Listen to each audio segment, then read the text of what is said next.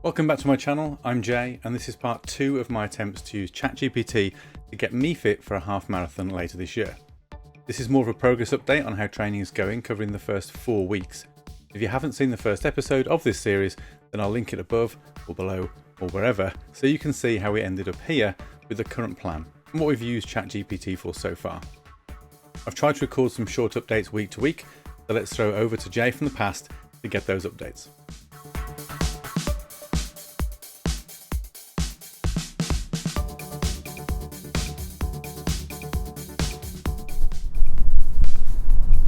Okay, so this is, I guess, end of week 1. I am in windy Newcastle. You can see that behind me. I'll explain why in a moment.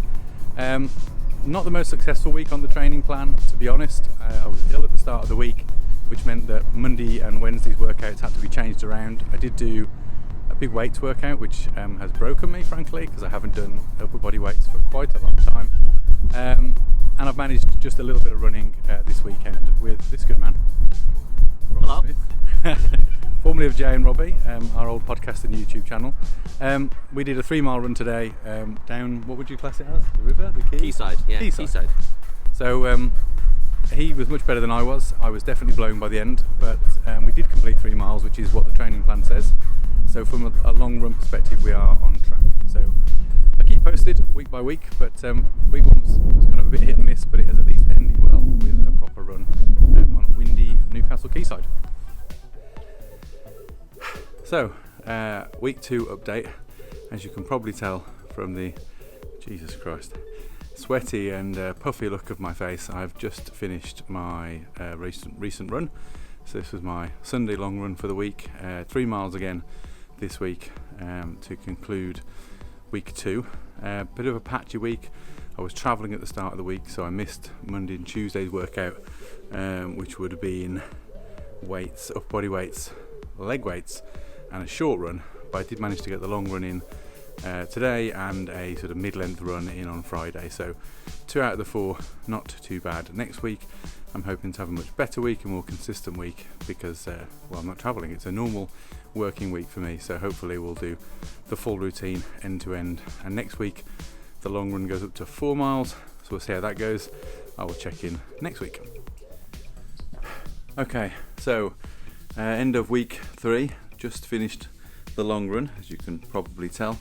This week was 3 miles. I think in my week 2 update I said it was 4. I clearly got that wrong. When I rechecked the schedule, it was 3. So pretty good week this week, to be fair. Managed to do pretty much everything on the list for a change. So Monday was upper body workout. Wednesday was 2-mile run. I was supposed to do legs as well, but I couldn't get to the gym, so I just went for a run. And then Friday was 3 miles, no weights, and then today was the long run, which is at the moment only 3 miles as well. All done, no injuries so far, got through it all without too much trouble.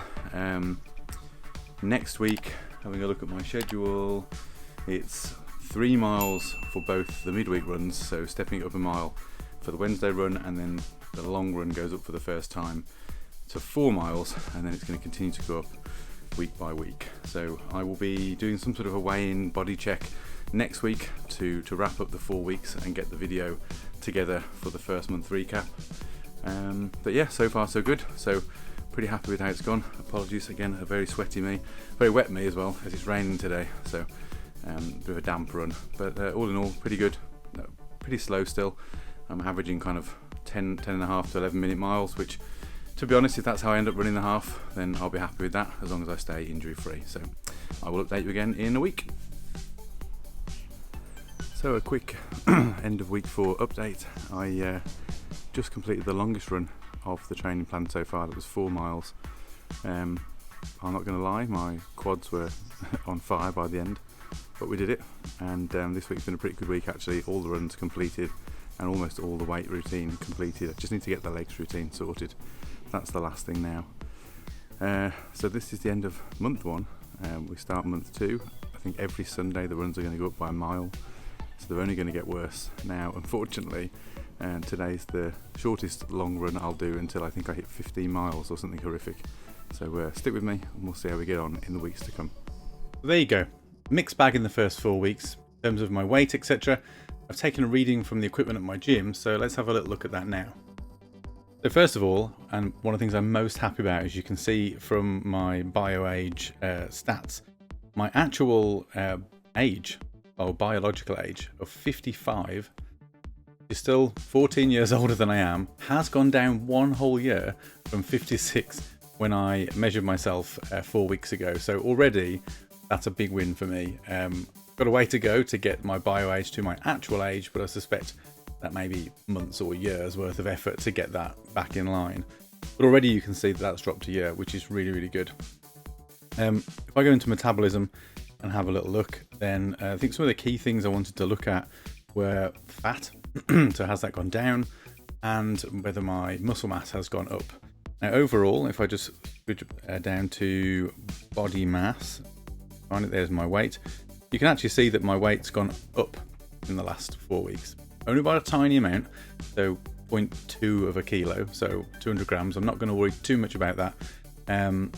That's those kind of fluctuations could happen just through water retention, or any number of things. It hasn't gone down either, but to be perfectly honest, I wasn't really expecting that. I haven't been kind of all over the eating, I've got to be honest, and that's something I need to sort out. But there's something really important I wanted to quickly show you. So although I have gone ever so slightly up, let's go and start with my muscle mass. Where's the body fat? We'll do body fat first. So body fat, you can see that's actually gone down by 0.3 kilos. So although I've gained 0.3, I've actually dropped the same amount or similar amount in fat, which is great. If I then look at muscle to see how that's looking, you can see here that my fat-free mass has actually gone up, which means that my overall body weight is now freer of fat and has increased in muscle. So I've gone up there by sort of half a kilo, which is not too bad going. And if I go into look at the more specifics, my arms I don't think have changed. So the upper body weight haven't really started to kick in too much just yet. But the muscles in my legs from all the running, I assume, has actually made a difference. And both legs have increased in muscle mass. My right leg bizarrely less so than my left. So I don't know whether that's my left leg having to do more work or my left leg being weaker, but both have gone up a small amount. So small increases, small gains. I'm not entirely sure how to read all of these numbers just yet. So if you're watching this and you do, then please do let me know what I should be checking in here. There's things like phase angle, I don't know what they are. But if you can give me any indicators, then I'd love to hear that down in the comments. That would be really helpful. I also went back to ChatGPT to ask it to give me a better explanation of the route, and I can show you what that looks like as well. So I actually asked it, I'm planning to run the Great North Run in Newcastle later this year. As part of my training, I'd like to understand and replicate the elevation of the course.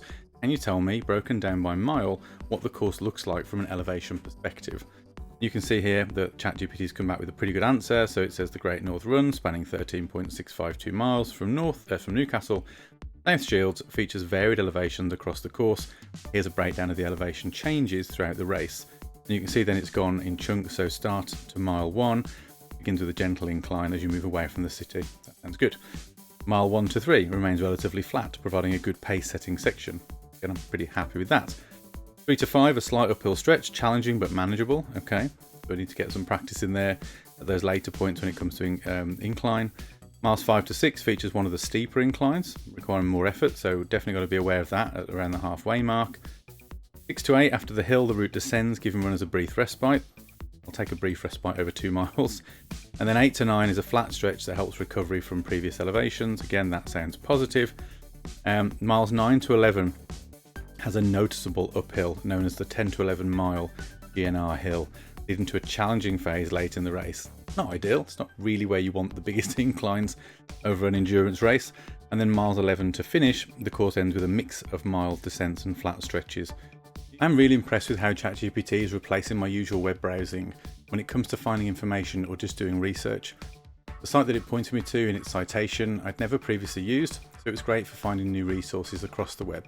I should point out as well that I am using ChatGPT Plus, so it is powered by Bing. You don't get that unless you're paying for the extras.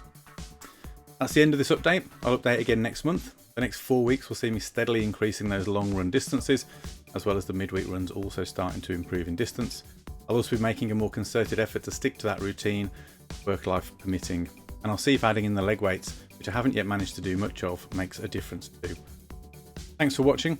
Let me know in the comments if there's anything you think I should be asking of ChatGPT or if any of its advice should be avoided, and I'll see you in the next video.